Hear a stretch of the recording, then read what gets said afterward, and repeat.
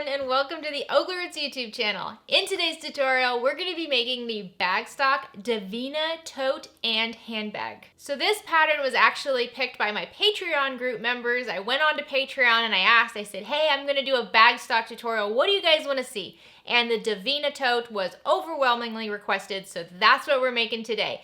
This pattern actually comes in two sizes. It comes in a handbag size, which is a little bit smaller, and a tote size. So I've already made the handbag size, and this is just, I love this bag. I love the uniqueness of these two functional front zippers, and it's two separate pockets. You have the basic handbags right here. You open it up, inside you have a top zipper. I know a lot of you guys love your top zipper, so you have your full top zipper. Inside you have a zipper pocket as well as a couple of slip pockets that you can get really creative with. You can totally change it from the pattern if you'd like. The back just has that beautiful accent that goes across the top. It's such a sweet bag. It's got some little feet on it. I wanted to mention though, when I first made this bag, I forgot to add the connector straps that go on the side for the crossbody. So I had a choice of either just leaving it like this, which is a very sweet bag, I'll show you it on in just a minute, or I could add straps using this hardware. So I wanted to just show that to you just in case you make the same mistake that I did. These little hardware pieces, these are little strap connectors. They're from Emmeline Bags. I'll have a link down below. If you are making a bag and you forgot to add your D-ring connectors for your crossbody or any part for a strap, you can just add these on to any bag and immediately now you have D-ring connectors. So if you use those, I do suggest you get the little connectors, get some Beacon 3-in-1 glue and some screwdrivers and you're totally set. They're very easy to install. All right, I'm gonna show you it on, but I have to get my little step out so I can get in the shot. Okay, so this is the handbag size. This is the smaller size. It hangs really nicely on your arm. You can put it up high like this. This is it without the crossbody strap. If we add our strap, now I always call this a crossbody strap because that's how I wear it, but you don't have to wear it across your body. You can always just wear it on your side like this. You can see that hangs really nice. It's a good size bag. You're gonna be able to fit your iPad and all of your things, like you're good in this bag. Or you can wear it as a crossbody, which is how I would wear it. And look how cute that is. Isn't that sweet? You can have your straps just go down. That is such a sweet, sweet, sweet little bag. And I always love Namrata. She does so good at having this little pop on the sides of her bags. I love that. So like I said, this is the handbag size. In today's tutorial, we're gonna be making the tote size, which is a much bigger bag and it does not have the crossbody strap. I will also be using cotton lycra. I get this question all the time. Can I use cotton lycra material, which is that material that you would find used for leggings. It's very stretchy. It's usually used for clothes. Can I use that in a bag? And of course you can. On this bag here, this is quilt cotton and then some faux leather vinyl. And then I also use the waterproof canvas for the lining of the bag. In today's tutorial, I'll be using vinyl and cotton lycra for the exterior, and then once again the waterproof canvas for the lining. So if you're not already a subscriber to the channel, please consider clicking subscribe down below. If at any point you like this video, please give it a like. Any questions, comments, anything at all you want to say, leave them down in the comment section. At the very top of the comment section will be a comment from me with timestamps for every single step of this video. If there's just one part of the pattern you're interested in, check down there, click on the timestamp, and it'll take you straight there in the video. I want to give a huge thank you over to Bagstock Designs for allowing me to film tutorials using their patterns. I absolutely love your designs, you know that. My personal everyday, everywhere I go bag is the Sarin Sling from Bagstock Designs. I love how their patterns are easier for beginners, but also completely usable. Like I said, it's my everyday bag. I would not call this a beginner pattern just because we do have some curves. The curves and then the top stitching on the top are probably the most difficult parts, but you can still make this. I just wouldn't say it's super beginner friendly, but I do suggest you make this bag because it is adorable. All right, let's get started. So each version of this bag has a different fabric requirement. Since I'm making the tote size, I need ½ yard of exterior fabric. Now this can be quilt cotton or waterproof canvas or vinyl even. I'm actually gonna use cotton lycra, which is like a stretchy material. You would find this used in leggings a lot. For the contrast of the bag, which is the bottom and the sides and that little strip on the top, I'll be using this blue vinyl. You're gonna need ½ yard of this as well. For my straps, I'll be using this blue waterproof canvas. You're gonna need a cut that's at least 8 inches by 31 inches. And then for the lining, I'm gonna use white waterproof canvas. You're gonna need 1¼ yards of this. Now, whatever quilt cotton pieces you're using, they need to be interfaced with woven interfacing. So if you're using quilt cotton for the exterior and the lining, you're going to need 3.5 yards of woven interfacing. Here I have Woven Fuse from Got Interfacing. Since I'm using waterproof canvas, I really don't need much of this because waterproof canvas does not need to be interfaced with woven interfacing. I'll only be interfacing the cotton lycra pieces. Next, you're going to want 1.5 yards of sew-in foam interfacing. Like I said, I'm going to try the bag today using Decoville Light instead of the foam interfacing. I did use the foam interfacing on the first bag, but today we're going to try Decoville Light, so I'm going to have at least 1.5 yards of Decoville Light. And then you're just going to need a small 8" by 4.5" piece of fusible stiff interfacing. For that, I have Decoville Heavy, and I'll just show you the difference real quick. You see Decoville Light, how it's kind of drapey, and then Decoville Heavy is much stiffer. Really, the only difference between Decoville Light and Decoville Heavy is that Decoville Heavy is twice as thick as Decoville Light. So if you have Decoville Light, but you don't have Decoville Heavy, just cut 2 pieces from the Decoville Light, fuse them together, and that will work the same way. So for this bag, you're going to be using 4 different zippers. For the top zipper and the lining zipper, I'll be using this Sally Tomato zipper tape and the pulls that come with it. This is a number 5 zipper tape. They do suggest using a number 3 in the lining. I just use number 5 zipper tape everywhere. And then you're going to have those 2 zip accent pockets on the front of the bag. For that, I'll be using this multicolored zipper tape and these little fun rainbow pulls. These are from Wonderground Fabric. You're going to need a zipper end. This is just going to be the end of the long zipper that runs along the top of the bag. Optional, but I like to add them, are 6 purse feet. I have my bag tag here and then some rivets. So here's all the other stuff. Since I'm using a lot of waterproof canvas, I can't press that, so I'll be using a lot of tape.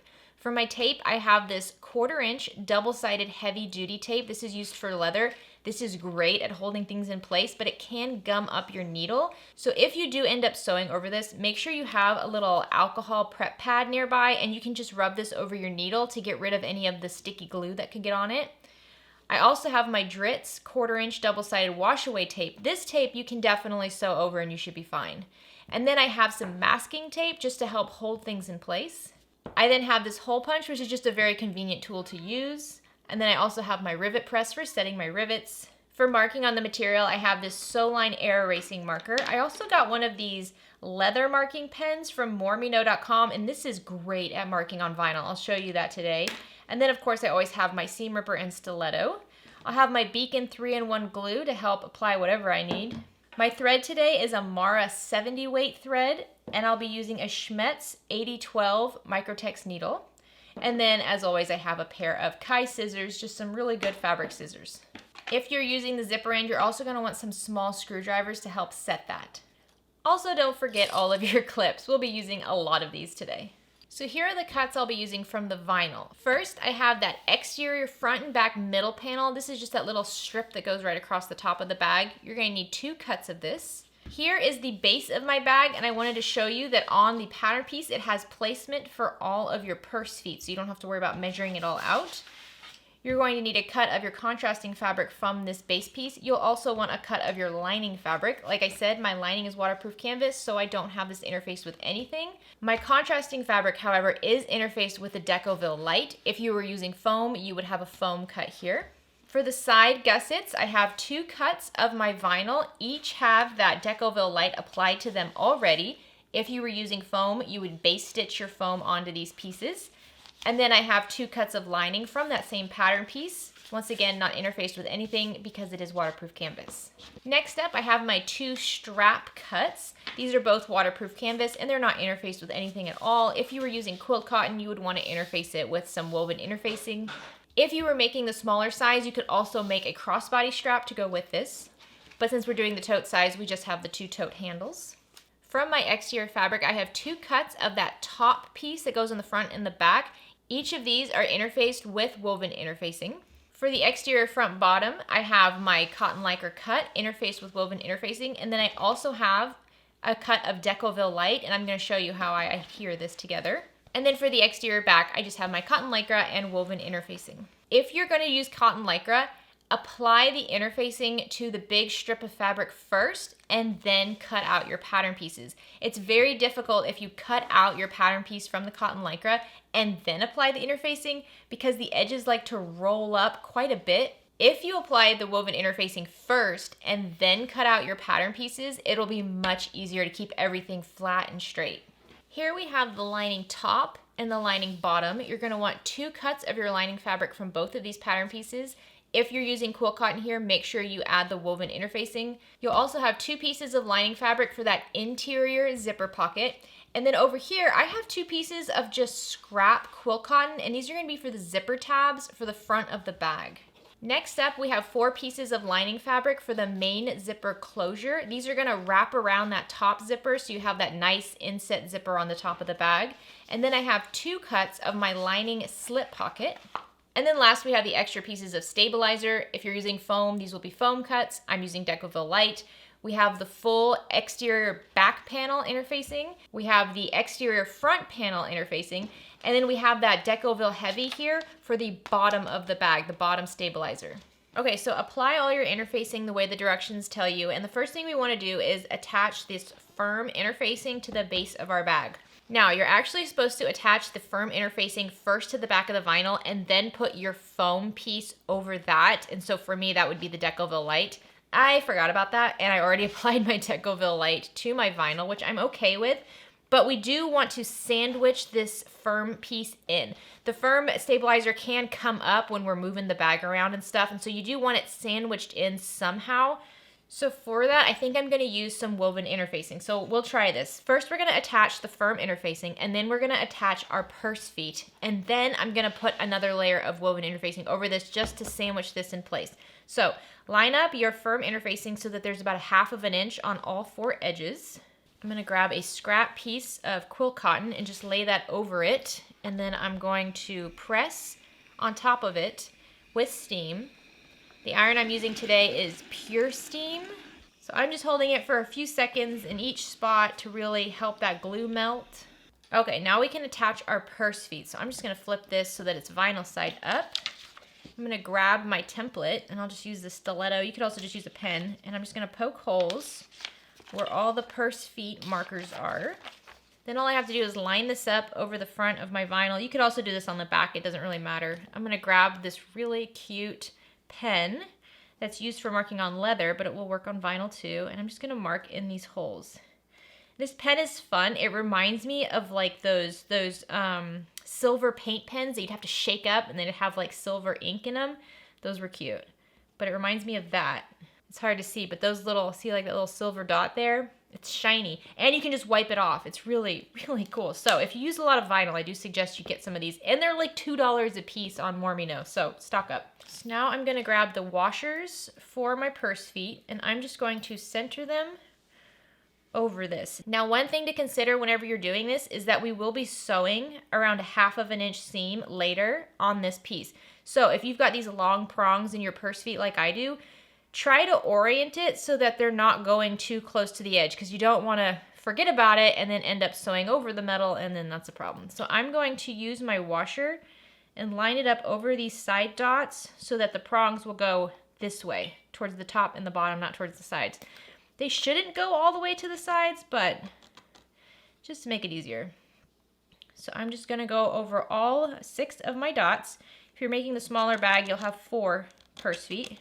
Now I'm just going to grab my seam ripper, and I'm going to seam rip along those lines, and I'm going through the vinyl and through that firm interfacing on the back, and I'm just going to cut slits on all of those lines. Now grab one of your purse feet and separate those prongs and just insert the prongs into your slits. Grab your washer, put it over the back of those prongs, and then press them whichever way you want. And so you see, since I'm pressing them to the sides like this, I don't have to worry about sewing over this later.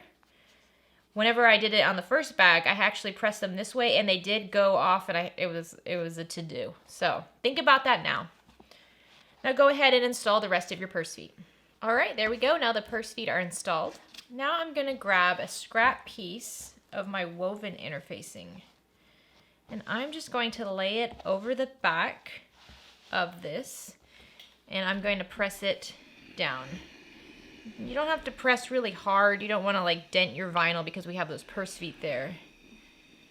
but I just want to create a little sandwich so that I don't have to worry about that Decoville heavy piece pulling up on me. I mean, if you have the purse V installed, obviously that's going to hold it in place really well. But, you know, take a step here to make it a little bit easier later. So you can see I used a really big piece, and then I'll just trim down that woven interfacing so that it's the same size as my base. Okay, once you have your base all prepped, you can set it to the side. So I applied my Decoville light to most of the other pieces in the pattern already, but I do still have this exterior front bottom panel left. So I'm just gonna take my cotton lycra piece that has the woven interfacing on the back already and lay it right side down. Take my Decoville light piece and just lay it over the back of it. And you want this to be lower than the edge. So if you noticed your foam piece or your Decoville light piece, it is shorter than the exterior piece of fabric. Now, once I have it all lined up, I'm just gonna flip it over. Okay, now I'm just gonna use my iron and press this in place.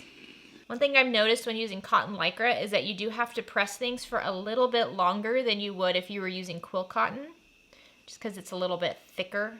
And that's how I adhere the Decoville light to the cotton lycra pieces. For vinyl, what I do is I adhere the Decoville light from the back and I just cover it with my scrap piece of fabric and then with a lot of steam and just leaving it there for about 5 seconds in each spot. It adheres fine. So if you've ever wondered, can you put Decoville light on vinyl? You definitely can. You just want to make sure you don't actually touch the vinyl side with your iron. Now we're going to work on our straps. So since I'm making the tote, I only have these 2 longer straps. If you're making the smaller bag, you have the option of having the 2 longer straps as well as a crossbody. We've gone over crossbody straps a lot, and I will have a separate tutorial for just crossbody straps coming up in the future, so make sure you have notifications turned on. I'm gonna flip my straps wrong side up. So if you're working with waterproof canvas, the wrong side is that rubbery side. The right side is more of like a fabric side, and the wrong side is that rubbery side. And then along the back of each strap, 2 inches from the long edges, I'm just gonna draw a line. And what I'm doing is just drawing a midpoint line along the back of both of these straps. Once you have those midpoint marks marked, you're just gonna fold the long edges, wrong sides together, up to meet that midpoint mark.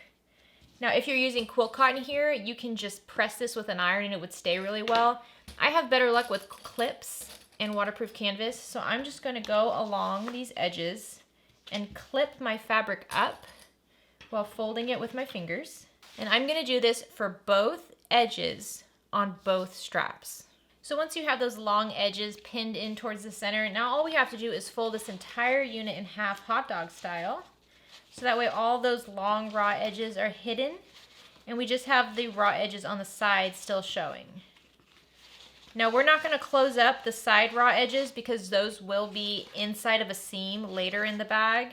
If you're doing the crossbody strap, you would do this the same way, except you would wanna close up those short edges by just folding this part in towards the center first and then folding it hot dog style.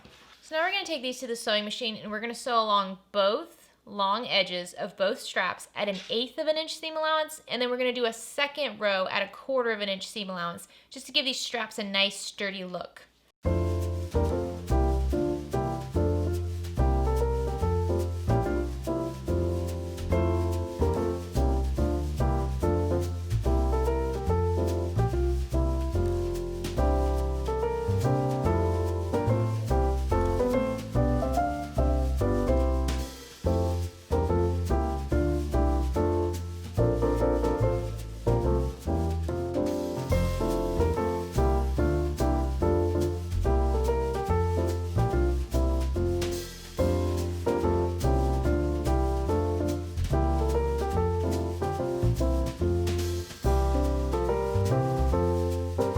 So after you have your straps top stitched, grab your exterior top front panel and let's find the midpoints along the top and bottom edges of this. So I'm just going to fold it in half, lining up those shorter edges.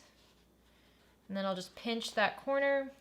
And you can use a marker or scissors here and just clip that corner. And do the same thing on the bottom.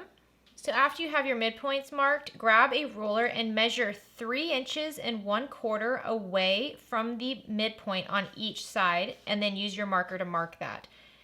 If you're making the smaller bag, it's going to be 2 inches and a quarter. I made that mistake on my bag. So just make sure you look at that in the pattern. If it's for the handbag size, it's gonna be 2 1/4 inches. If it's for the tote size, we're going 3 1/4 inch out from that midpoint mark on both sides. Now grab one of your straps and keeping it totally straight, we're just gonna curve it and line up the interior edge of our strap with that marked line. So the marked line goes right on the inside of the strap. Grab a couple clips to hold it in place. Again, making sure your strap is nice and straight. Pull it over and attach the other side the same way. The interior edge is gonna go right up against that mark.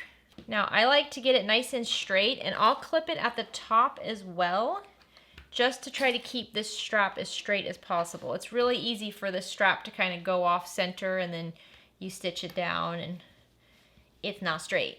Now let's take this to the sewing machine and just baste down these bottom edges to hold it in place. All right, once you have these basted down, you're gonna wanna mark some lines so that we can stitch this in place.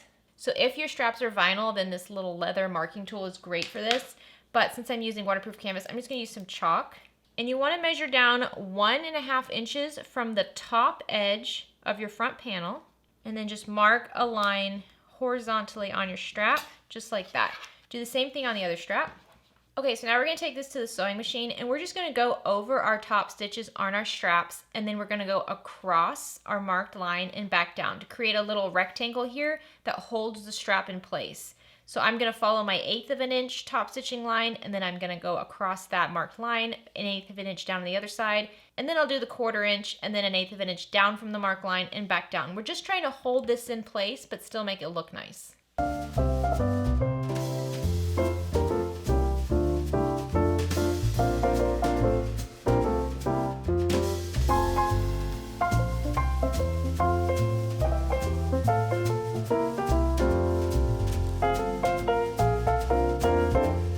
Once you have this top stitched, grab your top main middle panel and lay that right side down along the bottom edge of this top front panel. And just line it up. Grab some clips and clip it in place.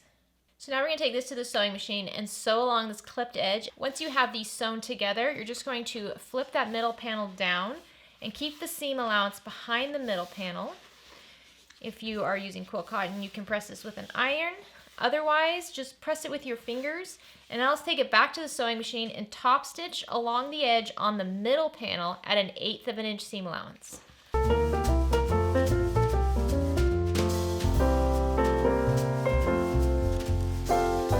Okay, now before I move on to the next step, I'm gonna add my bag tag right here on this center strip. So I wanna find the midpoint of the bottom edge, so I can just fold this short edges together, and then pinch where that midpoint is and make a tiny clip with my scissors. And now I know I'm gonna be sewing this bottom edge more, so I want this bag tag to be closer to the top here. So I'm just gonna grab my ruler, and I'm just going to measure up about 3/4 of an inch from the bottom edge and mark a center dot. And then I'll use my washer, center that over that marked dot, maybe a little bit high. Go. And then mark the lines for my prongs. Then I can grab my seam ripper and just rip through those marked lines. If the fabric you're using right here for this middle strip is a little bit on the thinner side, you can grab a piece of Decoville Light or fusible fleece, just something that's a little bit more sturdy, and mark those same prong lines on that sturdier interfacing. This will just help support our bag tag a little bit more. And also seam rip those just like you did on the vinyl. So now I'm gonna grab my metal bag tag, and I'm just gonna insert that into those marked slits. Flip this over. I'll grab my scrap piece of firmer interfacing, put it over there, then grab the washer, put that over, and then I'll just fold down my prongs. There we go. And this is a little close to the bottom edge, so I'm gonna have to be careful whenever I'm sewing my zipper panel in place, but I think we should be okay. So now we can apply the interfacing that goes behind this top panel. If you're using foam here, you're gonna base this on at an 1/8 of an inch seam allowance. I'm using Decoville Light, so I'm just going to press this on with my iron. So I'm gonna take my Decoville Light and lay it right side down, And regardless if you're using foam or Decoville Light, this interfacing piece should be shorter than your top panel. So line it up along the top edge, and there should be a nice gap here on the bottom. So once again, I'm just gonna grab my pressing cloth and cover the back and use my iron to press this down. So once you have this in place, if you're gonna be using rivets, now we can attach them. Now you can just eyeball this and center your rivets here, or you can measure 3/4 of an inch from the bottom of your strap and mark a center dot, and then measure 3/4 of an inch from that center dot up. I find this puts the rivets a little bit on the high end, but it still looks fine. Now I'm gonna grab my little handheld hole punch, and I'm gonna use that to punch out these holes. So I'm having a little bit of a hard time getting my handheld hole punch in there to punch those holes out. So instead I'm just gonna use the hole punch die from my rivet press, which allows me to just punch them out real fast. Sometimes the handheld hole punch is better, sometimes the rivet press hole punch is better. Just depends what you're working on. If you have to go back and forth a lot between punching and setting, then the hole punch that's a handheld one helps a lot, because you don't have to change out the dies. All right, once you have those holes punched, just insert your rivets and snap them in place. So I put the male end through the front, flip it over, grab the female end of the rivet, and just snap it like that. I'm gonna do this for all 4. And then all you have to do is put them in your rivet press and set them. So just put them in and push down.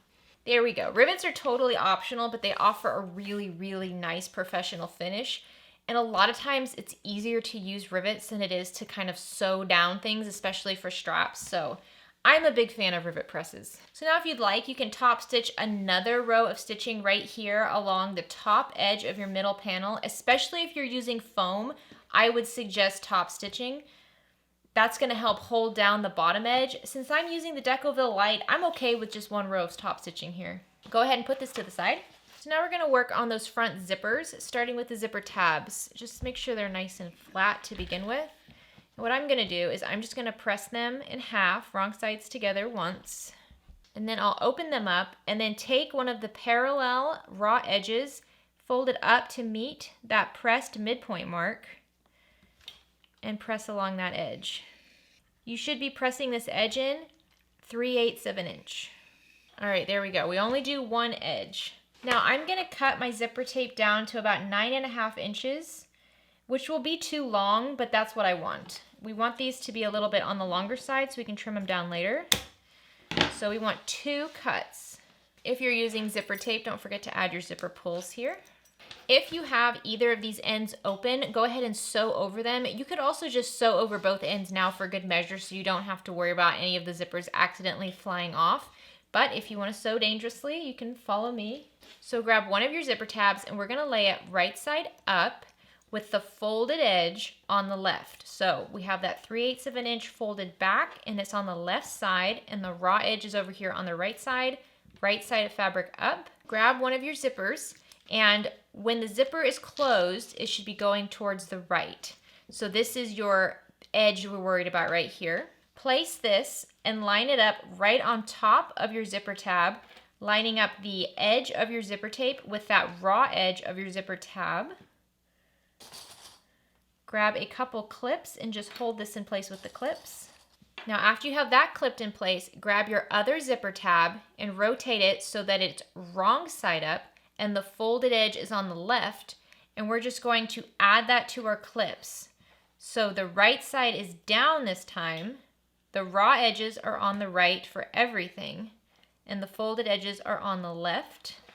There we go. Now we're gonna sew along this edge at a 3/8 inch seam allowance. So once you have this sewn on, fold those zipper tabs back so that they're wrong sides together, and they should line up perfectly along that folded edge. So I just pull them up to meet, and I'll add a clip there to hold that in place and just kind of tug on it to get this little folded edge by the zipper coils nice and straight. And now we're gonna top stitch right here over the zipper and over the zipper tabs at an 1/8 of an inch seam allowance to just keep this nice and flat. So once you have that top stitch down, what I like to do is just trim along the edge of my zipper tabs. Since they're a little bit wider than my zipper tape, I want them to be the same width. So I just eyeball this and run my scissors right along the edge, just trimming it down. So here's what you have so far. Now we just have to attach the other zipper. So grab your remaining zipper, and when the zipper is closed, this time the pull should go to the left. So see, we want the zipper pulls to close in together and open away from each other. So take that raw edge of your zipper tape and just insert it into your zipper tabs, and it should just butt up right against the other zipper. The edges should just come together neatly. If you want, you can use tape here to hold it together. I'm going to use a clip, and really I'm just going to be messing with this at the sewing machine. So now we're going to top stitch along this other edge of our zipper tab at 1/8 of an inch seam allowance. This is going to hold this other zipper in place. And there you go. That's how you have that center break between the two zippers. Isn't that fun? I love that. You know, I wonder if you could actually just use one long piece of zipper tape and add 2 pulls on it going in towards one another, and then just top stitch a piece of fabric over the middle. That would probably be something you could try as well if you didn't want to piece it together like this. Anyways, so now grab your exterior front bottom panel and lay it right side up. And let's go ahead and find the midpoint mark along this top straight edge. So I just fold it. Remember, you should have your foam or your Decoville light already attached here, and it's a little bit down from the top edge because we don't want that to be in the stitches when we attach it to our zipper. So now I'm going to grab my zipper unit, and I'm going to line up the midpoint of the zipper tab, which I can just eyeball, with the midpoint of the top edge of my bottom panel. And I'm just going to lay my zipper right side down. I'll clip the midpoints together first, and then I'll add clips along the entire top edge, keeping the zipper and the bottom panel together. So your zippers should overhang this bottom piece here. It should be longer than that. Now let's take this to the sewing machine and sew along this clipped edge at a 3/8 inch seam allowance.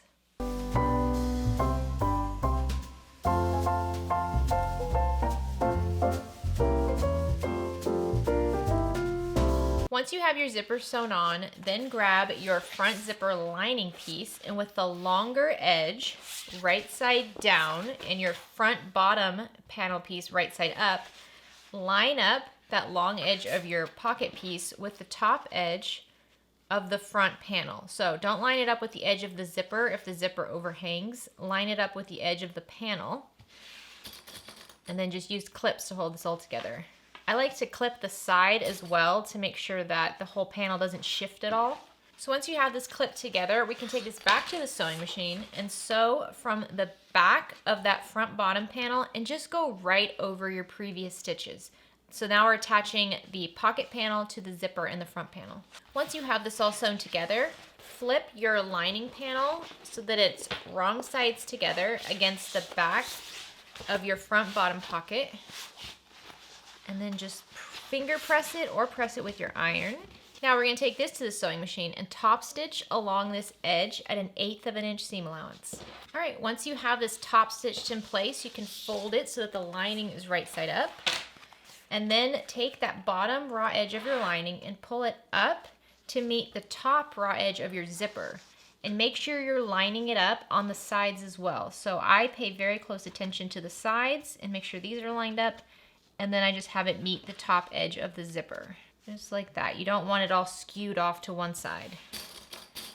So I'll clip the outer edges first, and then I'll clip together the rest of the top edge. Okay, now let's baste along this clipped edge at 1/8 of an inch seam allowance.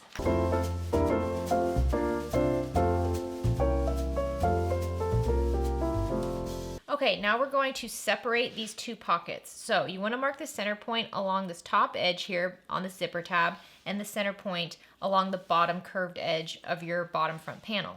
Okay, once you have the center marked, we're going to draw a line with some sort of an erasable pencil or marker. So I'm using a white chalk pencil here, and we're going to draw a line that's 1/8 of an inch to the right of those marked lines on the top and bottom.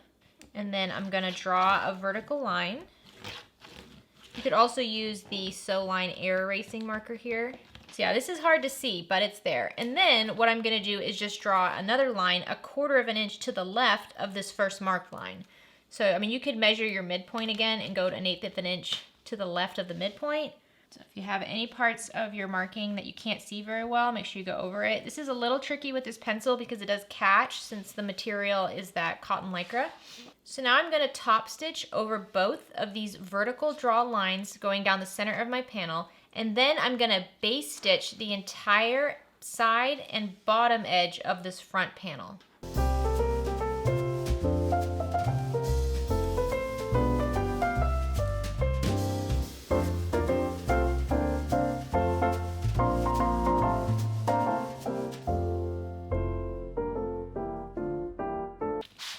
Isn't this cute? Now you have two separate pockets.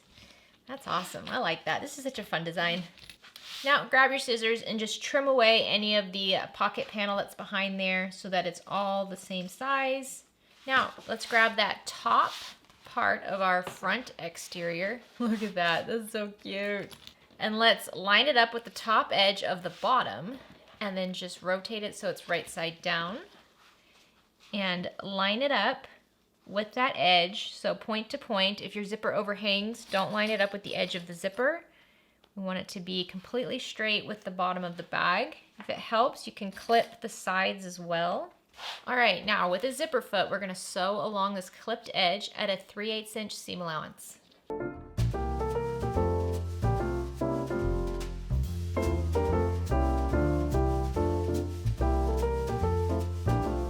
Okay, once that's sewn down, now we can just flip our unit up, and you want that seam to go behind the middle panel. So just fold the seam along the zipper so it's behind that middle panel. There we go. Now we're going to top stitch along the bottom edge of our middle panel at 1/8 inch seam allowance. You can see that my tag is a little bit on the low side, so it's going to be a little challenging for me right there, but we'll be okay. So we're going to top stitch this down, catching the zipper and the seam underneath this middle panel. So you see I had to be very, very delicate when I was top stitching by this bag tag. It's probably best to wait until after you're done with this to attach your metal bag tag, but you can make it work. Okay, I'm not going to do a second row of top stitching because I don't have room for it. So now we're just going to cut down our zipper tape so that it's the same size as the rest of the bag. All right, and there's the front of your bag. Isn't that just so sweet?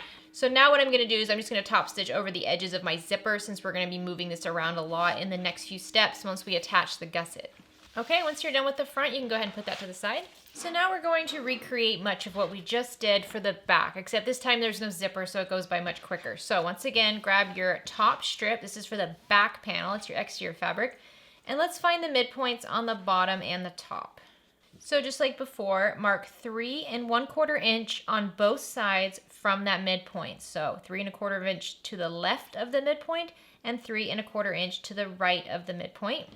Then grab your strap and take the left edge and line it on the bottom seam of your top strip so that the inner part of the strap is right up against that mark, and then clip it in place. I also like to clip the top to the top of the strap as well, just to make sure I get this nice and straight. And then keeping your strap straight, pull it up, and then take the left side, so the inner side of the right part of the strap, and line it up with your marked line. And then once again, clip this in place on the bottom and the top. Now let's go baste along the bottom edges at 1/8 inch seam allowance. Once you have this basted down, then mark a horizontal line on your straps, both 1.5 inches down from the top edge. So now what we can do is go to the sewing machine and just top stitch over our top stitches on our straps from the bottom up, and then go over that marked line, and then go back down the other side. Then do a second row of top stitching. That's 1/8 inch in from that first row. So once again, just following the top stitching already on the strap, and then going 1/8 inch down from the marked line, and back over. You're pretty much just creating 2 echoing rectangles. Do this for both of your straps.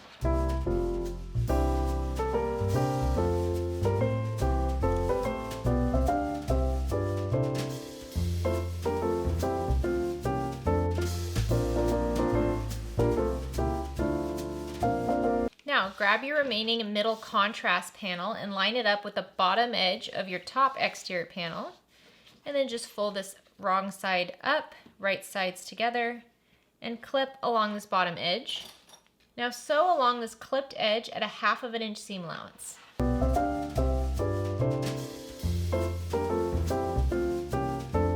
once you have that middle strip sewn on, fold the middle strip down so the seam is behind it. And if you can use an iron, but if you're using vinyl, you're just gonna have to use your fingers here. All right, and now we're gonna top stitch along this fold at 1/8 of an inch seam allowance.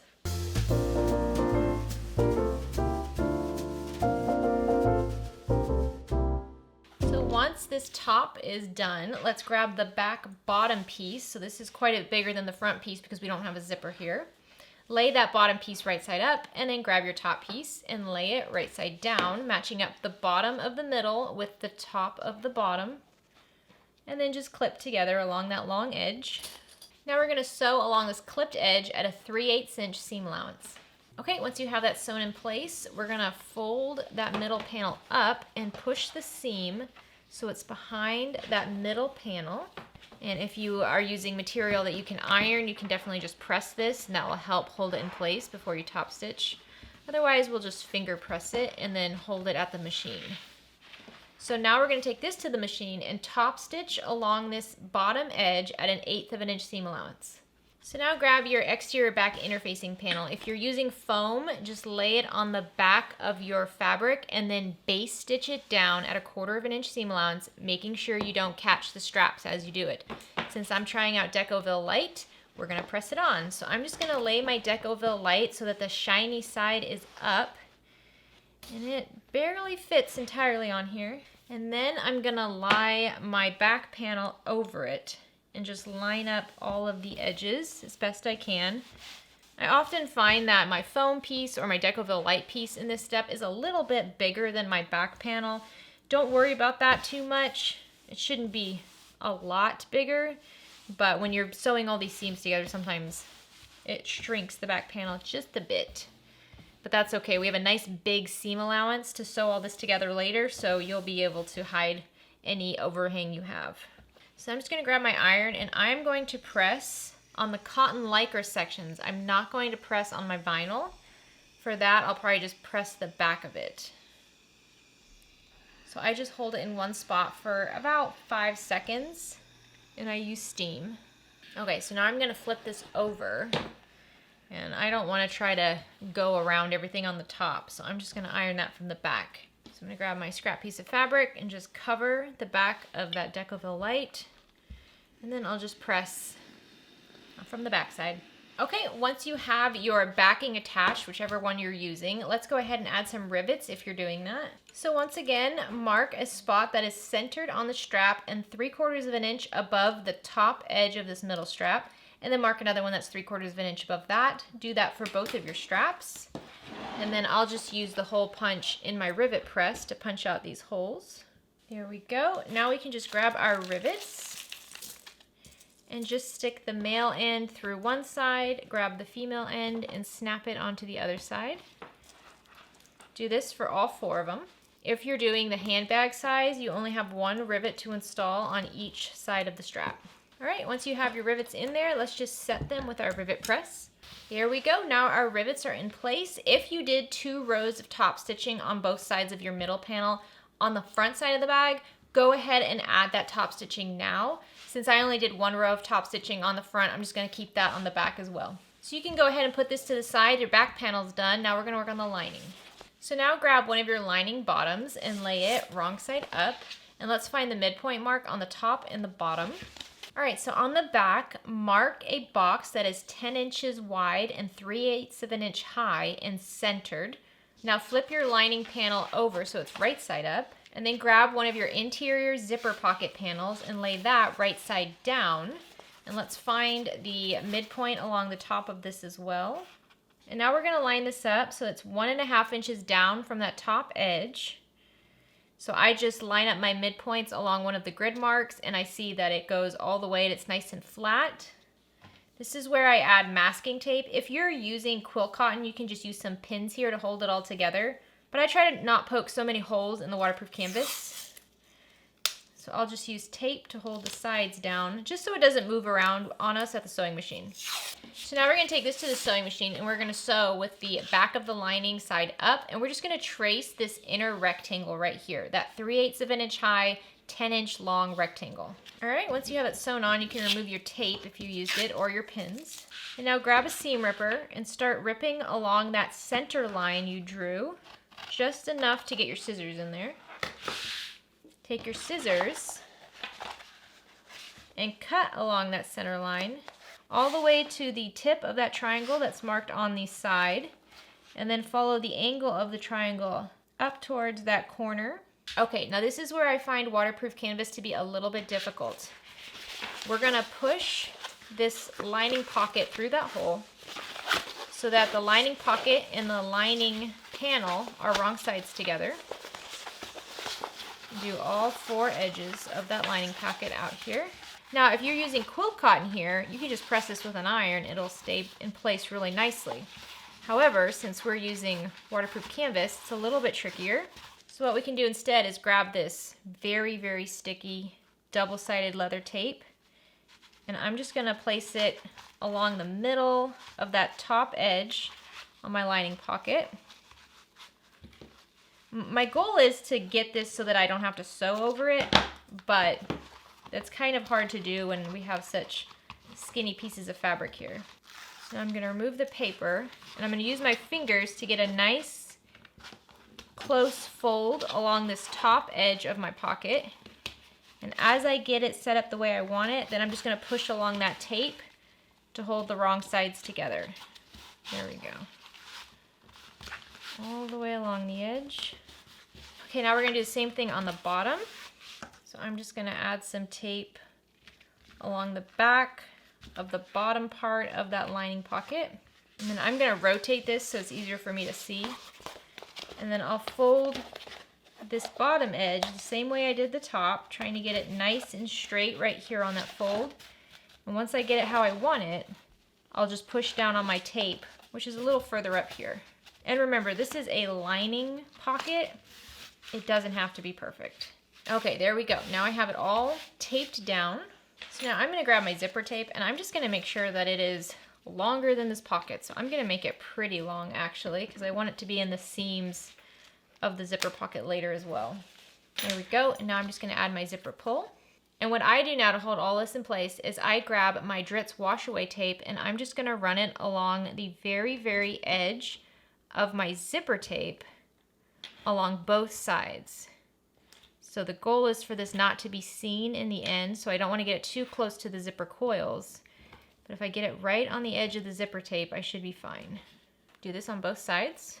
So now I'm just going to remove the tape on one edge, and then when the zipper is closed, it should be going towards the left. I'm going to grab my lining panel with the hole in it, and I'm just going to center it over my zipper tape. Just like this. So I'm going to start on the right side over here, and then I'm going to move my zipper all the way to the left to make this easier to get it nice and straight. And all you have to do is push along that folded edge, and it should catch that tape.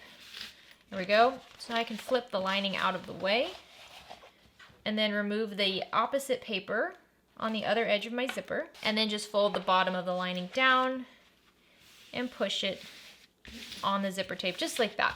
Tape helps a lot here. Okay, so now we're gonna go to the sewing machine, and we're gonna top stitch along the lining panel at an 1/8 of an inch seam allowance, securing the zipper in place.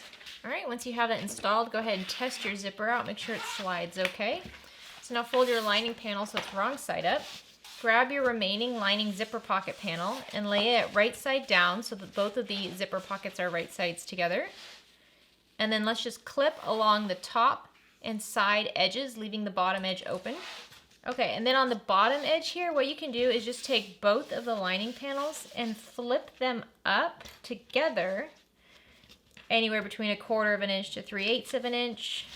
Since mine aren't totally even, it's more of a 1/2 of an inch for one of them and 3/8 of an inch for the other. That's fine. And just get it as even as you can.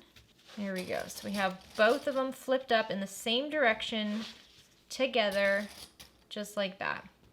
So now we're going to take this to the sewing machine and sew along these side edges and the top edge at a 1/4 inch seam allowance, leaving the bottom unsewn. Just make sure you backstitch really well here as you go, because we will be turning the whole bag through this hole later, so you want this to be nice and strong.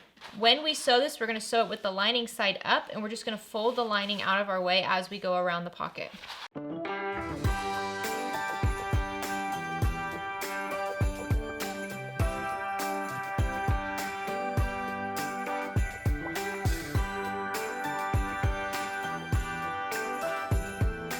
There we go. Now we can just trim down the zipper tape a little bit.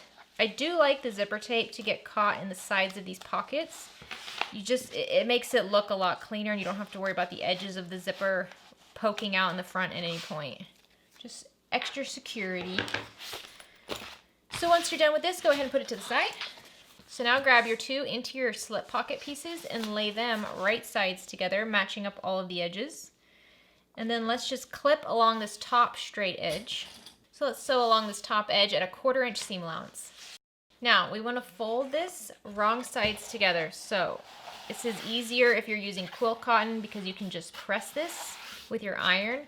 I'm going to finger press it. I could press this with the iron. It just doesn't work quite as well as pressing it if it were quilt cotton. So I'm just going to press it with my fingers and get that nice and straight up there, and then add clips to keep this top edge super straight until I can top stitch it. The thing about waterproof canvas is that it saves you a lot of prep time, because you don't have to interface all this fabric, but it's a little bit more challenging to sew with when you have a lot of pockets and smaller details. So once you have this top edge clipped, you can then clip the sides and bottom together as well, just to get it all lined up. And now we'll take this to the sewing machine and top stitch along this folded edge on the top, and then base stitch around the bottom and the sides, all at an 1/8 of an inch seam allowance. Now grab your remaining lining panel and lay it right side up, and then grab your slip pocket and lay it right on top of it, matching up the bottom curved edges. And then let's just clip this together. So a slip pocket is a really quick and easy way to add a pocket to the lining of a bag without needing a whole bunch of extra stuff. So what we can do real quick is find the midpoint of this bottom edge. So I'm just going to fold my bag in half, lining up the sides and the bottom, and find the midpoint, and then I'll just mark that with my pen. And now let's use a ruler to draw a line that goes from that midpoint mark on the bottom straight up over the pocket. So I just use the grid marks on my ruler to help line it up along that top edge of the pocket, just to keep everything as straight as possible. I'm using an air erasing marker here because I have white fabric. Otherwise I would use a chalk pencil. There we go. So we have one line marked. Now we're going to mark another line parallel to that on the right side, 1 inch over. So just line up the 1 inch line on that marked line. Draw another line there. And then using that midpoint mark line as a guide, we're going to mark another line to the left of it, 1 inch over as well. These are pen pockets. Honestly, you can change this up however you'd like. If you just want to have 2 big pockets or 1 big pocket, you do whatever you want. This is just a fun little alternative. There we go. So now we're going to go to the sewing machine and top stitch over these 3 marked lines, and then we're going to base stitch around this bottom and the edges.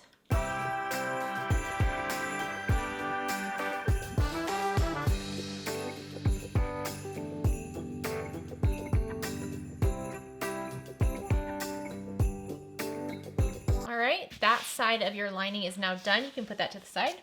So now let's work on this top main zipper. I cut my zipper tape down to about 21 inches, and I just need to add my zipper pull. Now, on the side that will be open when the zipper is open. So see, when I open the zipper, it opens up like this. I'm going to open that up just like that. I'm going to mark 3/4 of an inch down from the open edges of the zipper on both sides of the zipper tape. Now, on that marked line, I'm going to pinch the zipper tape so that it's wrong sides together. And if I pinch it from the edge of the zipper tape, not from the prong side, you can see that the little prongs go up and curve out to the right. So we want to let them just continue to do that so we have a nice 90-degree angle here. and the zipper tape is just folded over itself nice and clean. And then I'm going to add a clip to hold that in place. Do the same thing with the other side. I'm just going to pinch right on that mark, and then I'm just going to allow the zipper teeth to go up and over to the left, and then I'll clip that one in place as well. So now I'm going to take this to the sewing machine and I'm going to base these down. So I'm going to sew at about 1/8 of an inch seam allowance only on the edge of my zipper tape right here to hold this fold in place.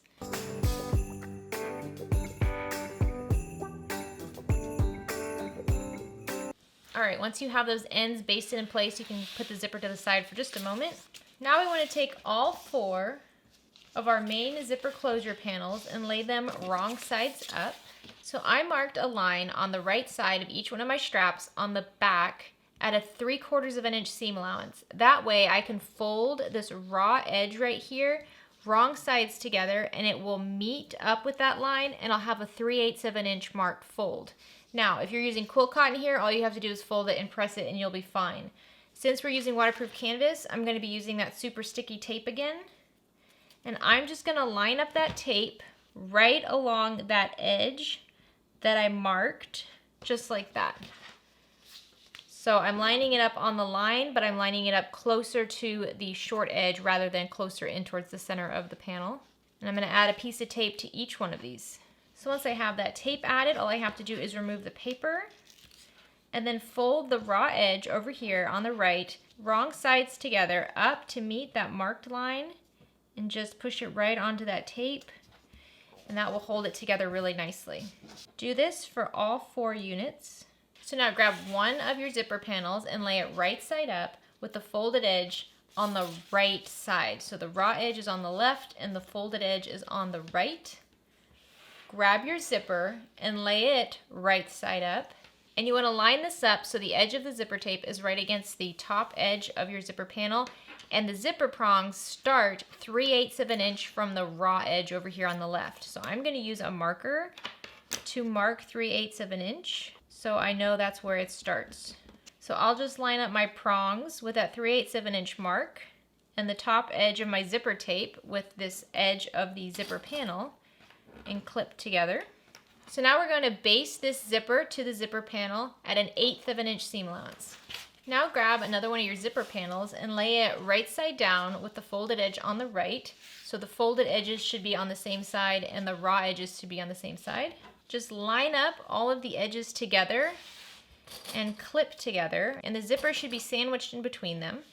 Now we're going to sew along this left raw edge and along the top clipped edge at a 3/8 inch seam allowance.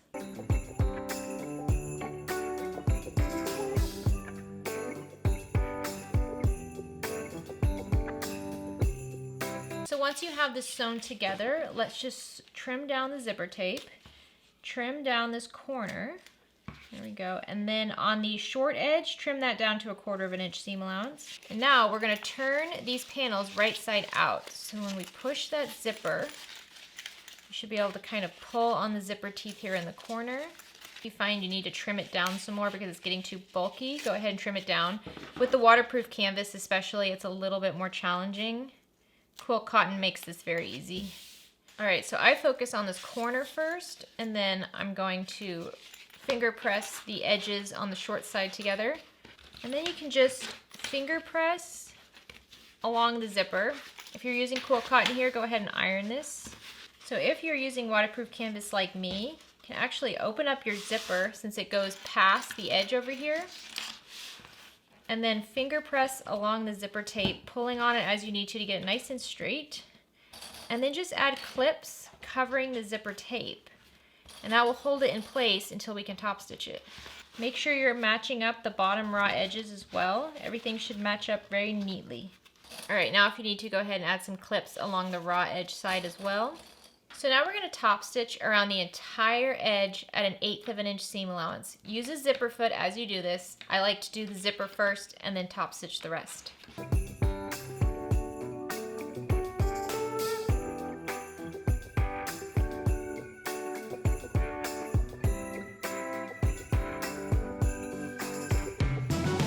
All right, now you have one of your zipper panels attached. We just have to repeat that process for the other side.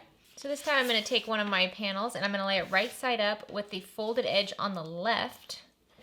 And then I'll grab my zipper tape and I'm going to mark 3/8 of an inch in from this raw right edge. And just make a mark right in the seam. I'm going to line up my coils right at that mark and then line up the edge of my zipper tape with the top edge of the zipper panel. And then I'll just clip the zipper tape to that zipper panel. Now I'm going to go baste along this clipped edge at 1/8 of an inch seam allowance. All right, once you have that basted on, grab your last zipper panel and lay it right side down with the folded edge on the left. So both of the folded edges on the side of the zipper we're working on should be on the left over here. And you can see I put a clip on the end of my zipper tape just to make sure my zipper doesn't go flying off because that would be sad. Now I'm just going to line this up with the other zipper panel, right sides together, and clip along the top edge and along the short raw right edge. All right, now let's sew along this long edge and the short raw edge at a 3/8 inch seam allowance.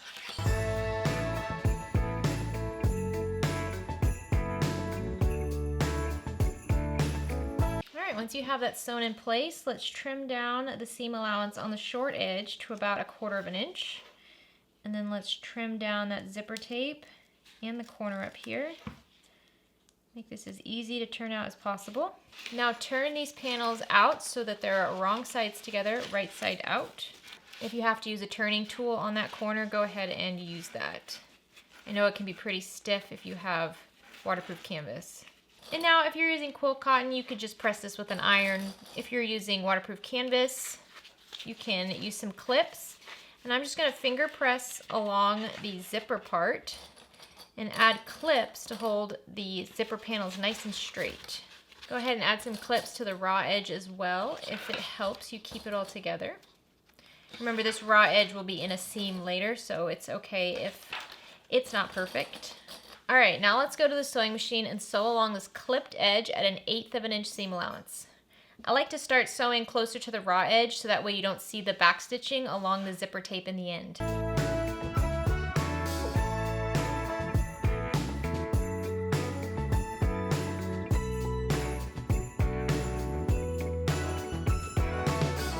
Alright, there you go. Now your zipper panel is all ready to go. Isn't that a pretty finish to a zipper?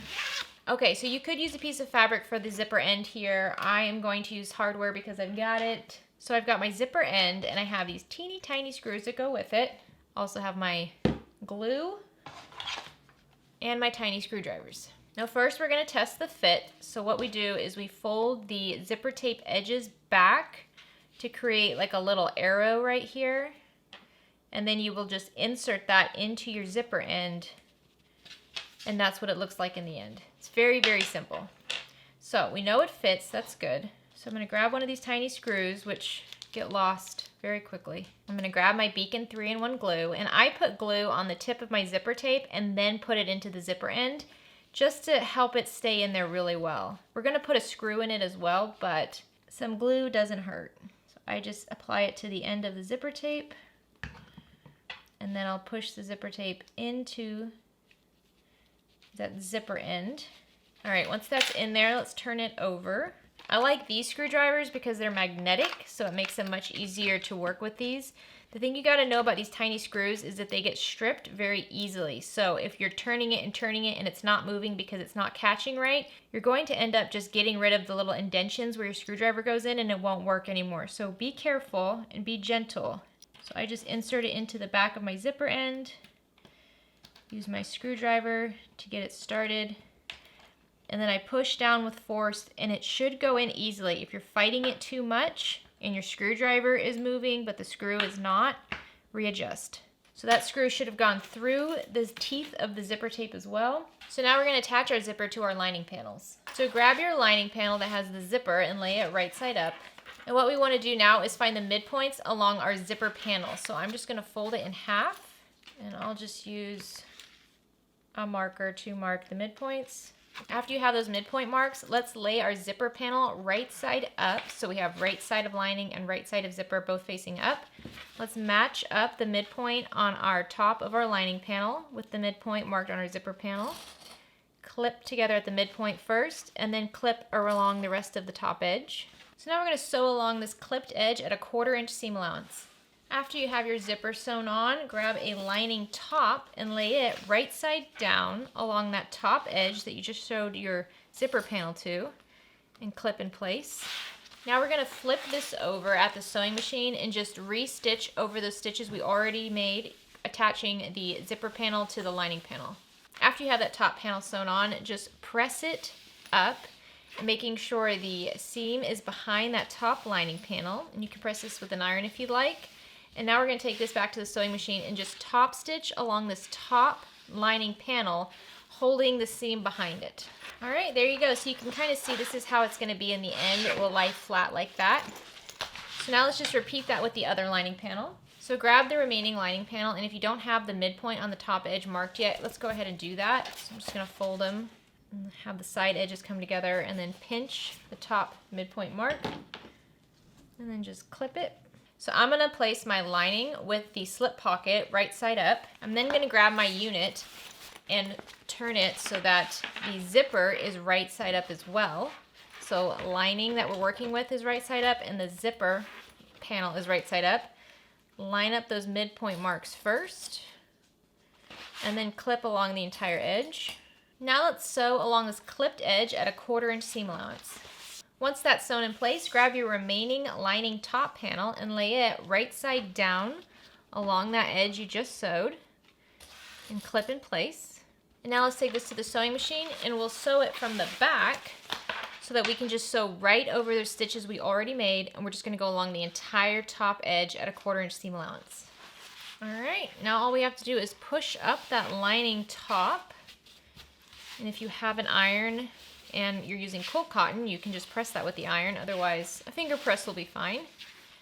And now let's top stitch along this top edge on the lining top, making sure we catch that seam behind it. We're going to top stitch at 1/8 of an inch seam allowance.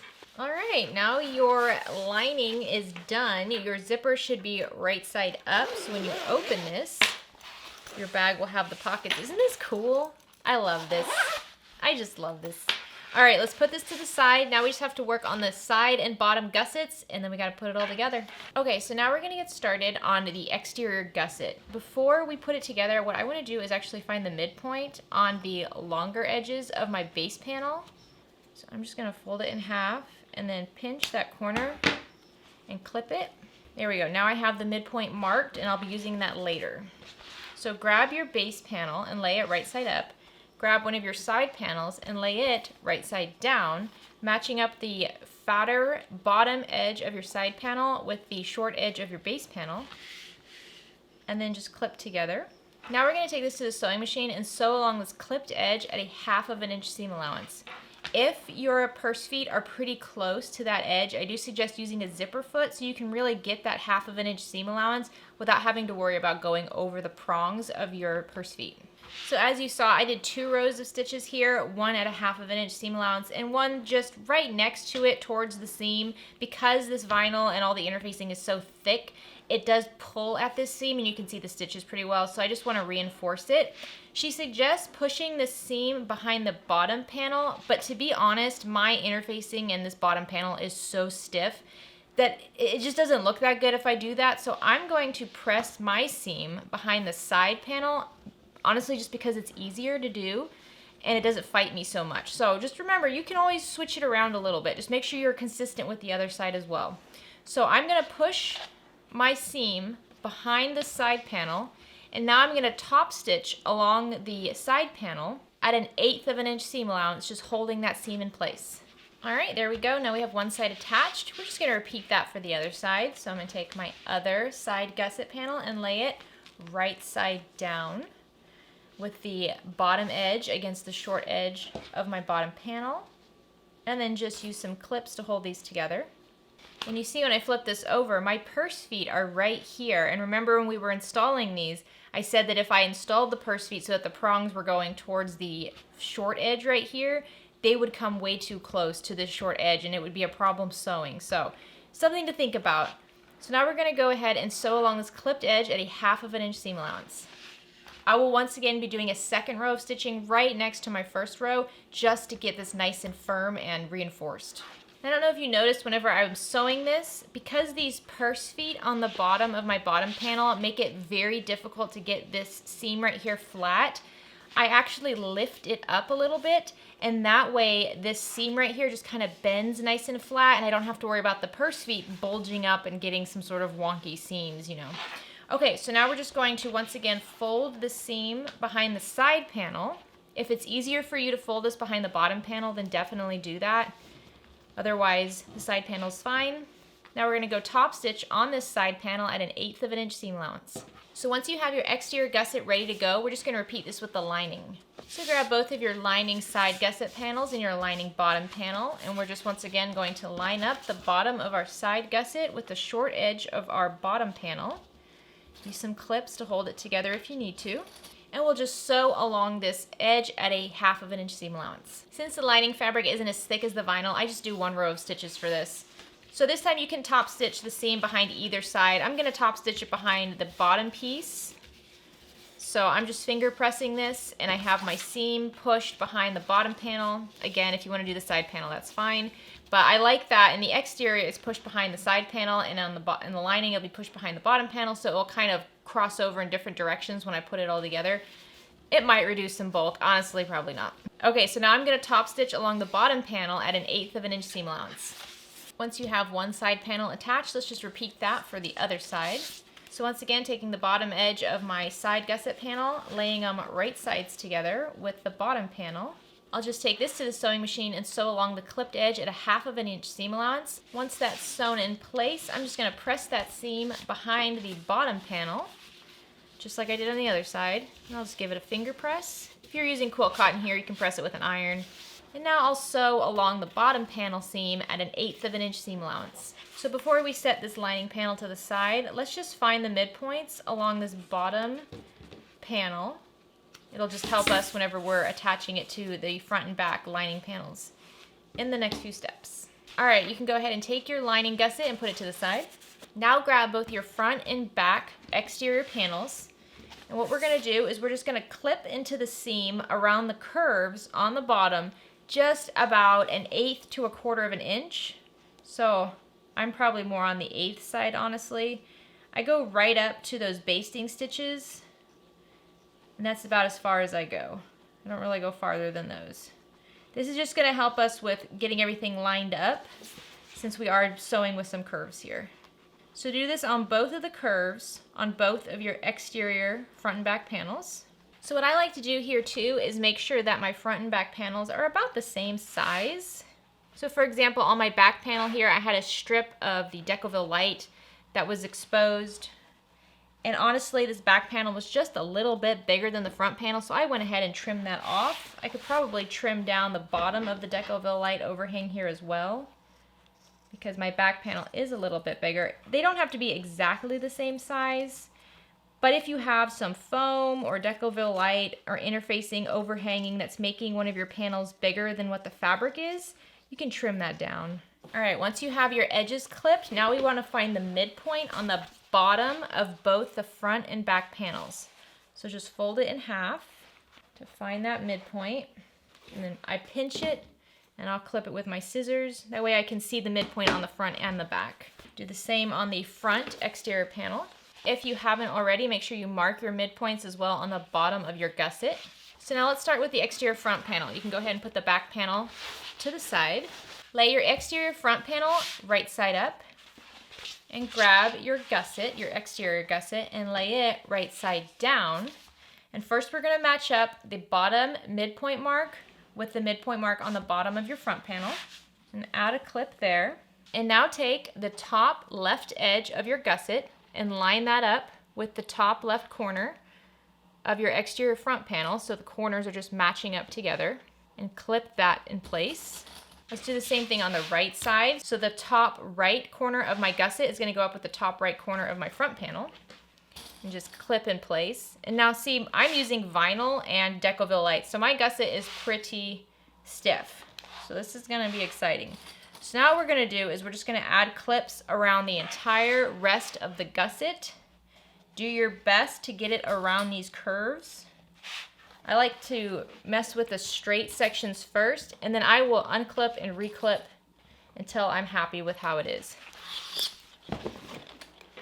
So it might be easier if you flip it over so you have the wrong side of your lining panel up, and then create like a bowl effect with your gusset, so kind of pushing your lining panel down and lifting the edges up.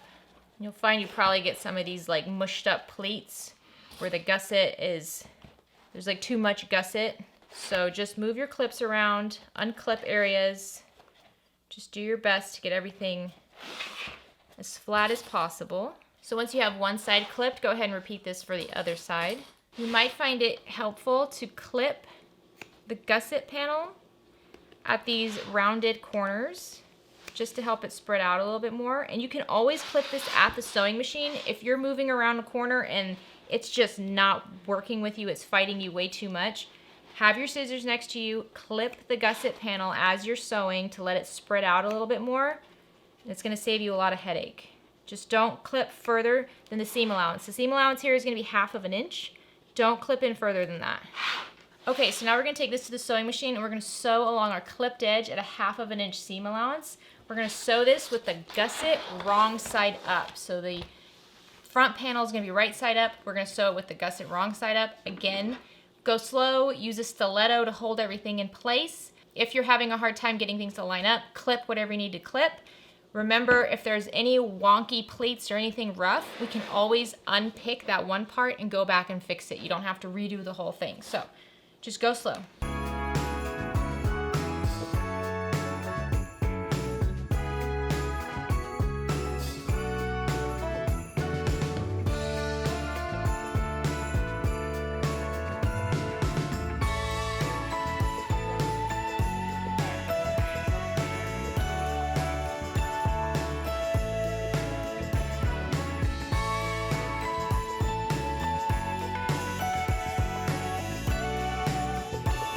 All right, that's definitely a workout with this big bag. It's hard to keep the bag up, but that's okay. So what I'm gonna do now is I'm just gonna kind of gently turn it out just to make sure I don't have any crazy pleating. I'm okay with a little bit of imperfection, but if there's a really, really big fold over, then I gotta fix that. But this looks good. Okay, so one thing you might notice here after your first round of stitching is that if you push on these seams, you're gonna see some of the stitches. To help avoid that, we're gonna go over these stitches one more time at the sewing machine. I'm pretty much just going right over the same stitches again.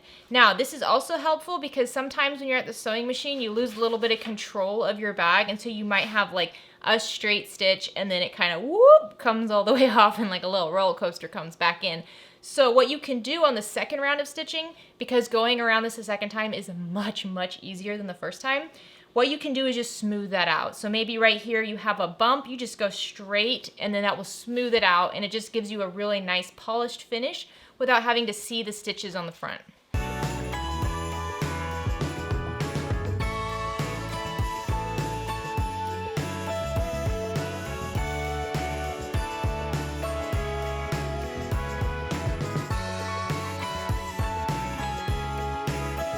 Once you have this sewn in place and you're happy with how it all looks, now we're just going to trim the seam allowance down to 1/4 inch, so just trim it in half.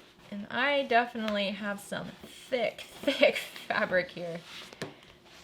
This is the first time that I've tried Decoville Light on vinyl, and I like it. I think it's really, really firm. I think it gives it a really professional feel. I don't know for sure how it's going to look in the end, but seems like it's going to provide a lot of nice structure to the bag. But that does mean it's just a little bit more strength to sew.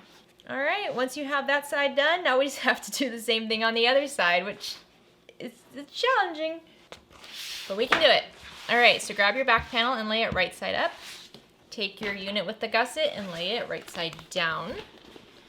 Line up that midpoint mark on your bottom back panel with the midpoint mark on your gusset, and this thing is just kind of start going in its own direction. So all right, so once you have the midpoint done, grab the top left edge of your gusset and line that up with the top left corner of your back panel. And you can see I clip it on the top and on the side because my fabric is so stiff it moves around a lot. So I gotta use a little extra clips. We're gonna do the same thing on the right side, top right corner of gusset with top right corner of back panel. And now we're just gonna go around the side and clip it all together. You might find it easier to flip this so that you have the back of the back panel facing up.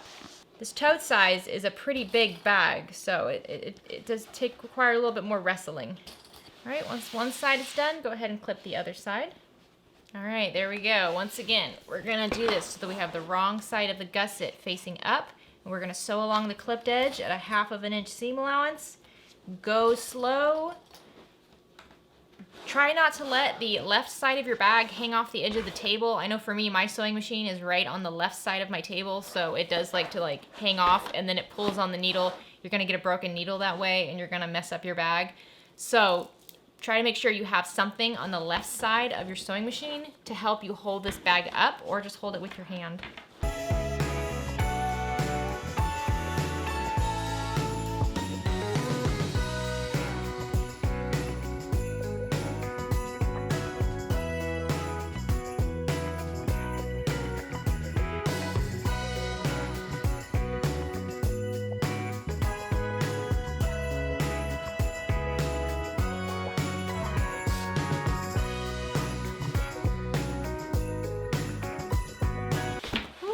That is a workout. You can see I struggled a little bit with the curves this time.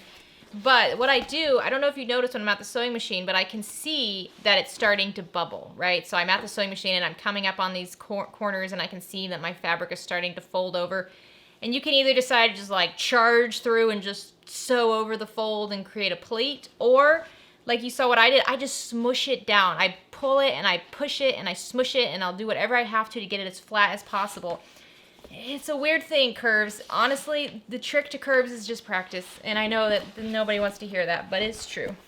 So I'm just gonna look on the inside of my bag for any big pleats or anything. I don't see anything. Everything looks pretty good.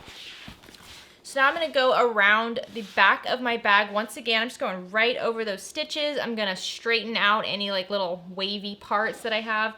On the corners or any areas I'm really worried about, sometimes I'll lower my stitch length to a 2mm stitch length.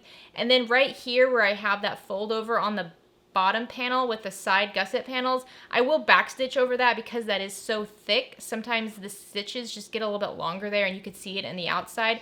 So I'll just backstitch over both of those spots a couple times.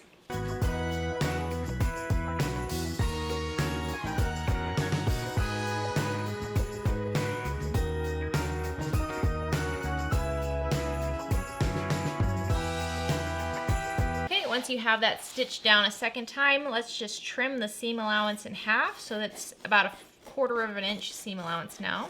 And the exterior, this piece right here that we just did, this is the hardest part. The lining is much easier, and then putting it all together in the end is easier as well. So once you have that trimmed down, now you can turn your exterior bag right side out. Wowza, this bag looks so good. Oh my gosh, I've got goosebumps. This is such a cute, cute bag. All right, let's set this to the side and work on the lining. Okay, so now we're gonna do the lining, which is the same process, but it's a little bit trickier because it's all one piece instead of 2 pieces like we had previously. So first things we wanna do, if you've got any clips anywhere, let's take those off because they will be forgotten inside the bag. Your interior zipper pocket needs to be opened. Just go ahead and open that up. Make sure you have the midpoints on the bottom of both of your lining panels marked. And then you want to make sure you tuck in the zipper end. We don't want to sew over that. So maybe you tuck it in and then clip it to your zipper somehow, like that. We don't want to sew over that zipper. So I'm first sewing the gusset onto the side that has the slip pocket. Obviously I can't get rid of the other lining panel, so I'm just going to kind of push it out of the way. So first things, take your lining panel right side up, take your gusset right side down, line up the midpoint of your lining panel with the midpoint of your gusset. And you can see I have the lining panel with the zipper pocket pulled up and away. I don't want to deal with that right now. Now I'm going to take the top left edge of my lining gusset and line that up with the top left edge of the lining panel with the slip pocket.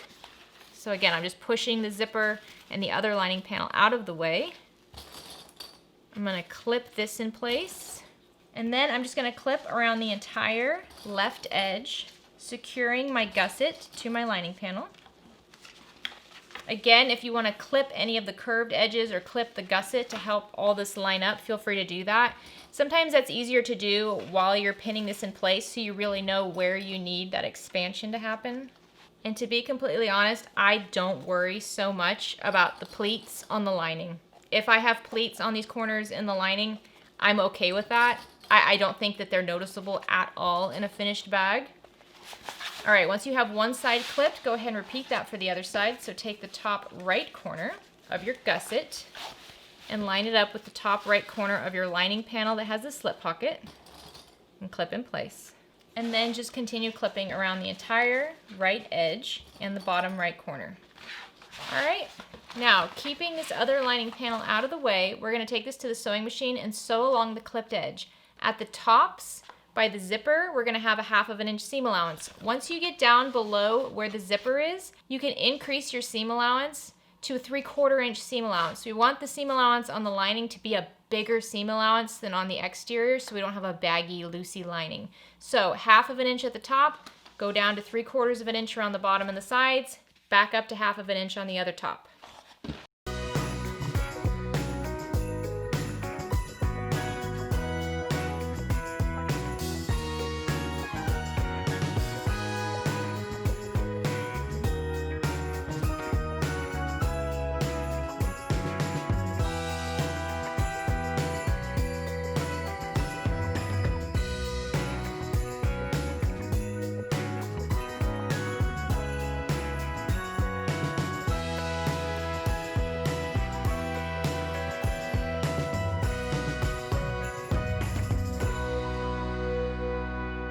All right, there we go. You can see I got pleat central down here on the corners. The combination of the waterproof canvas and the bigger seam allowance just makes it very challenging for me to avoid that. I'm gonna leave it. All right, so now I'm gonna trim down this seam allowance to a 1/4 inch so we don't have all that bulk in there. You can see I did run over these stitches a second time. Honestly, that's pretty much because of the pleats. I didn't want those folded bits on the corners to end up pulling and ripping my thread at any point. So I did a second row of stitches to hold the pleats firmly in place. Yay. All right, now all we have to do is grab this other lining panel and attach it to the gusset. You have got this. All right, so I'm taking the bottom midpoint mark on my gusset and I'm lining it up right sides together with the bottom midpoint mark on my lining panel that has that zipper. Once again, make sure your zipper is open. And I'll just clip those together.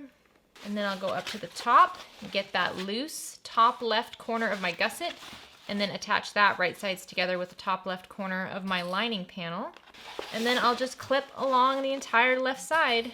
I do find it's easier at this point to clip this together with the wrong side of your lining panel with the zipper pocket facing up. All right, once you have the left side clipped, go ahead and repeat that with the right side. Once again, make sure you have your zipper taped out of the way. You don't want to sew over that zipper tail at any point. Okay, let's go sew this on at a 1/2 inch seam allowance at the top and then increase our seam allowance to a 3/4 inch seam allowance along the sides and the bottom. Again, I'm going to be sewing this with the back of the gusset side up. I just find that's easiest. That's what the pattern suggests as well. So back of the gusset side up, go all the way around. I will be doing a second row of stitches again, probably just to secure the pleats that I know will be down here.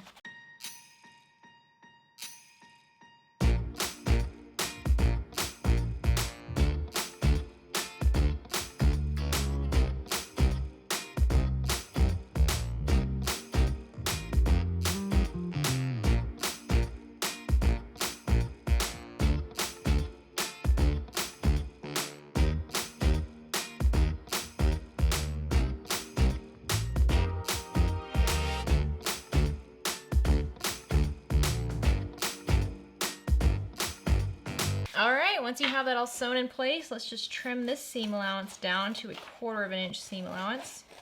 We are just about done. Once again, make sure your interior zipper is open because we're going to be turning it all out through this hole. very soon. If you're making the handbag size, don't forget to make your connectors and attach those now. I did forget that step when I made the handbag size, which is why I had to add the extra hardware. All right, so take your lining and grab your exterior, and we're going to insert our exterior right side out into our lining, which is wrong side out. The lining is a smaller compartment than the exterior, so you're gonna really have to smush it in there. Admire how beautiful your bag looks, but now smush it. We're gonna make sure that the back of our exterior is up against the lining pocket that has the zipper. So I have my zipper right here, so I'm going to insert this so that the back goes in up against that lining zipper pocket. So you're gonna push it in and then push it down. There we go. Now take your straps and smush those in between the exterior and the lining. So each strap should go in its own place. So I have this strap, that's gonna go in there. And I'm gonna flip it over. My other strap is gonna go in between the front exterior panel and the other lining pocket. Here we go. Now, first what we're gonna do is line up the seams for the gussets. If you have a lot of bulk here, you can always trim down the seam a little bit. Right here, you can trim down that corner. Here, I'll show you. I know with the foam, there is quite a bit of bulk there, but you can just trim it down at an angle. Do your best, because that is a tricky part right there, all that bulk, especially when we turn this right side out and then we have to fold this down, it's gonna be even more bulky. So grab some clips, clip matching the seams for the gussets first. So I'll oftentimes fold the seams in opposite directions. There we go. Do one side and then do the other side as well. You might also find it easier to try to fold your exterior seams open. Okay, once you have the seams for the gussets pinned together, now we're just gonna go around the entire top edge, making sure the handles are down there.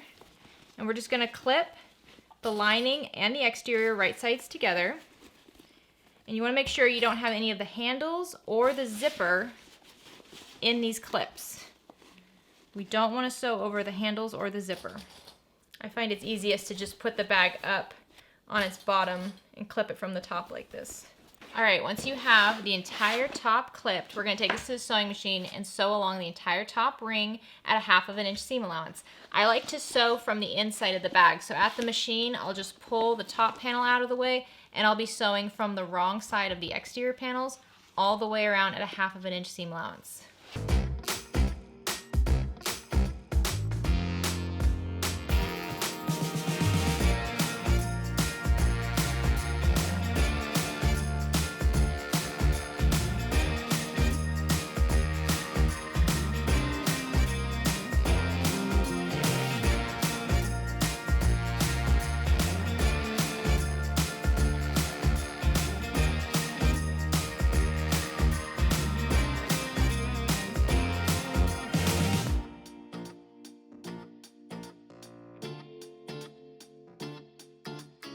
I don't know how much of that you could see because the bag is so big, it was kind of shoving itself in front of the camera. This can be hard, it can. My suggestion is every time you're going to reposition your bag, stop sewing first with the needle down and then reposition. If you try to kind of hold your bag and move it around while you're sewing, you'll find that your stitches kind of go all over the place. It's fine. All right, so now let's trim down this top seam to a 1/4 inch seam allowance. All right, now we got to turn the whole bag through this hole right here. So it can be a little tricky. To be honest, I do usually enlist the help of my husband for this part because my little glue-on nails are gonna pop right off, but we can do it. All right, once I have the lining pulled out, I'm just gonna shove it back in. That. So push the lining into the exterior. So I don't worry too much about making this perfect yet. In the pattern, she suggests closing the hole now and then top stitching the edge. I actually like to top stitch the edge first and then close the lining because sometimes I need to get into that hole to get the top edge nice and smooth. So now where the lining and the exterior meet, you're gonna push on that seam and just roll it. So again, if you have to put your hand in through the lining and that hole to get up there to help with it, just push your finger up there and then roll it and then clip. This is gonna be the top edge of our bag, and we want this to be as straight as possible. So if you're using quilt cotton for your lining, this is probably a little bit easier to do than if you're using waterproof canvas. Waterproof canvas is just very stiff, so it's kind of hard to get it to roll. But I'm just gonna go around the entire top edge here using clips to get a nice flat seam. All right, you might notice when you're clipping this that these seams right here between the gusset and the front panels get very thick. I've got this like key fob tool I'm gonna try to use. Some people take a hammer here and hammer down these thick seam spots right here. I call them needle breaking spots because I do have my needle break sometimes there. If you can get it flatter so it's not so bulgy, even if your needle doesn't break, what happens sometimes is that the stitch gets really long right here and then it can break easier. So we want to get it as flat as possible and not so puffy. So I'm just using this tool. I don't know if this does anything, I'm just trying it. So now what I'm gonna do is I'm gonna rotate the entire bag so that the exterior is on the inside, because when I top stitch, I like to top stitch from the inside of the bag, but I wanna be able to see it on the exterior. So in order to do that, I have to flip the whole bag around. So it doesn't have to be perfect when I flip it inside out, but I wanna make sure my straps are out of the way as well. And now I'm gonna top stitch from the inside of the bag at 1/8 of an inch seam allowance all the way around this top edge. I'm actually gonna start my top stitching on the back panel right behind one of these straps, because when I top stitch, I'm gonna do a back stitch here, and sometimes that back stitch is noticeable when you do this. So I like to kind of hide it on the back of the purse behind one of the straps, and that way when I end, I'll also end in the same spot.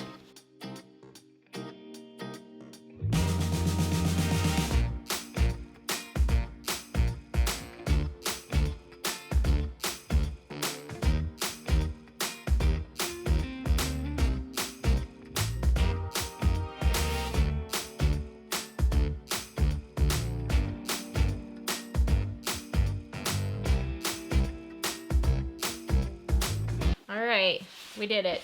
Now I'm just going to flip this back out so the exterior is on the outside and the lining is on the inside. So this is what our bag is looking like. It is so cute. We just have to close up the lining now. So I'm just going to pull out that pocket. And since we folded in the edges whenever we were sewing this, it shouldn't be too tricky to just kind of tug them down and then clip them together with that folded edge on top. Once you have that clipped in place, now all we have to do is top stitch along this clipped edge at about 1/8 of an inch seam allowance, and that is the final stitch of the bag.